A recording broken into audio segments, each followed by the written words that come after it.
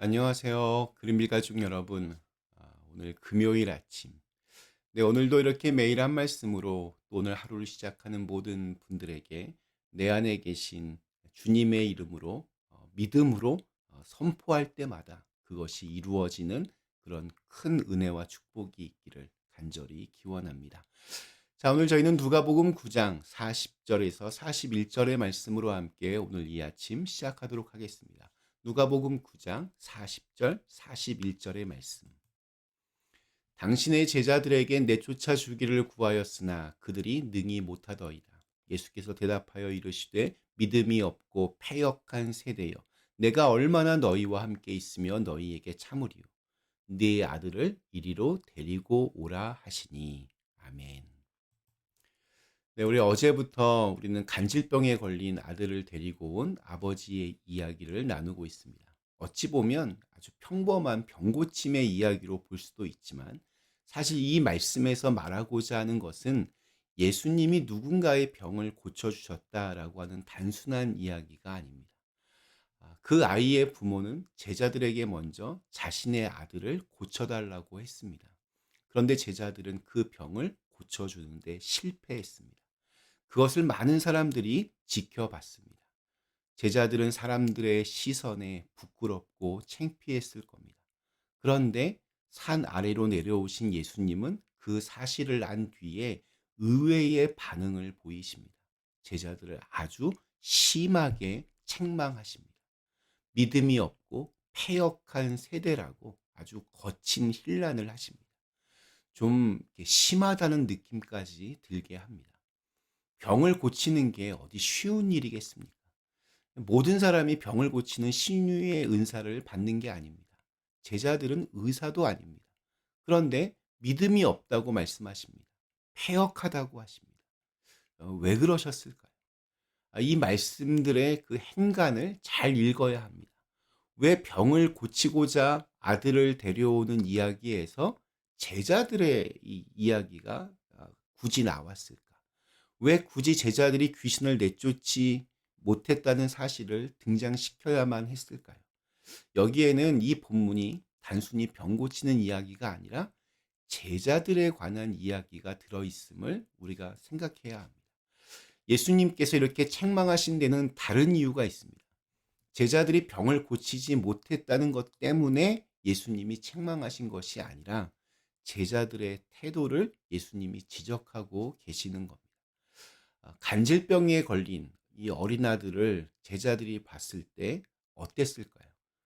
우선 겁이 났을 겁니다. 이게 악령 때문인지 아니면 어떤 병의 문제인지조차 제대로 이거를 이렇게 분별하지 못했을 것입니다.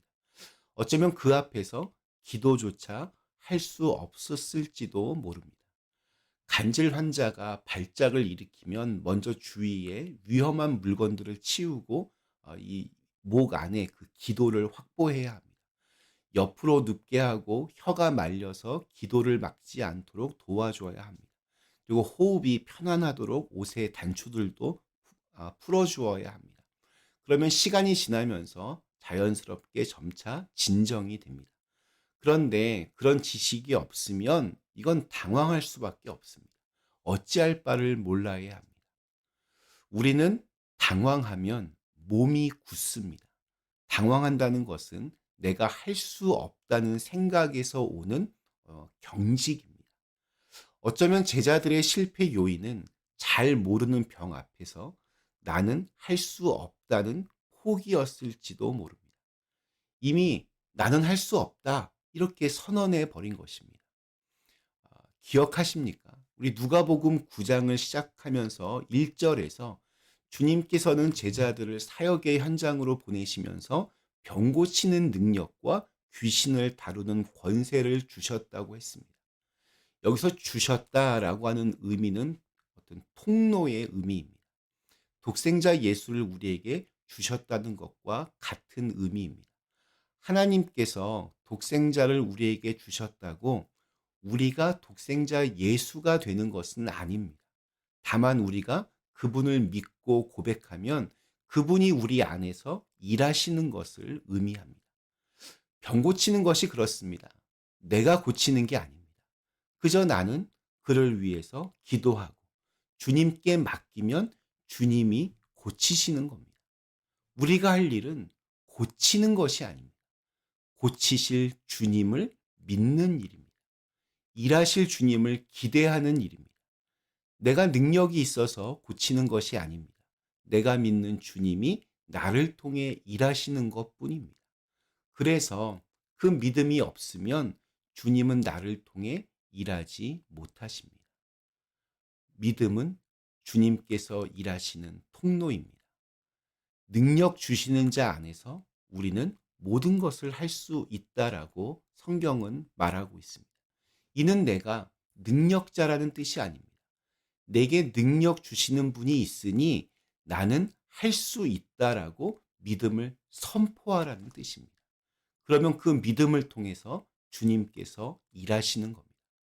그런데 내가 이미 몸이 이렇게 굳어버리고 못하겠다라고 한다면 그 막힌 통로에는 주님의 권세를 흐르게 하지 못합니다. 제자들은 이미 자기 안에서 결론을 내린 듯 보입니다. 이건 우리가 못해. 이건 너무 위험해. 이건 도와줄 수 없어. 그 순간 그들의 믿음은 막힌 통로가 되어서 주님의 역사를 가로막게 한 것입니다. 아들을 고쳐달라고 아버지가 제자들에게 간절히 요청했지만 제자들은 아무 일도 해내지 못했습니다. 그렇다면 그 아버지는 얼마나 실망했을까요? 제자들로 인해서 낙심한 그 사람 앞에서 예수님은 단지 병든 아이만 고치신 것이 아니라 병든 제자들의 믿음을 다시 일으키고자 하신 것이 바로 오늘 말씀의 주제입니다. 믿음은 결과를 계산하고 나서 갖는 그런 감정이 아닙니다. 믿음은 먼저 순종하고 행동하고 그걸로 나아가는 태도입니다. 하나님께서 일하시기를 기대하고 내가 주님의 도구로 서기를 결단하는 고백입니다. 그 고백이 있을 때 비로소 주님의 능력이 흐르기 시작합니다. 우리 역시 이렇게 보면 자주 제자들과 비슷한 태도를 취합니다. 나는 기도해도 응답 받은 적이 없어. 내가 뭐라고 하나님이 나를 통해 일하시겠어. 그 사람 문제는 너무 복잡해서 내가 건드릴 수가 없어.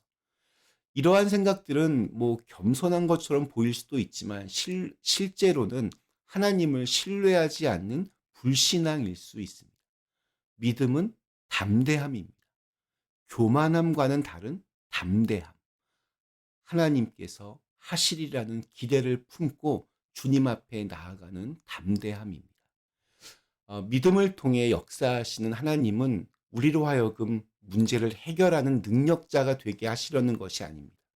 오히려 우리 안에 있는 두려움, 자기의 한계, 판단의 틀을 내려놓고 하나님의 일을 하나님의 방식으로 맡길 수 있는 사람으로 그렇게 빚어 가시려는 것입니다. 우리는 능력을 받기 위해 하나님을 믿는 것이 아닙니다.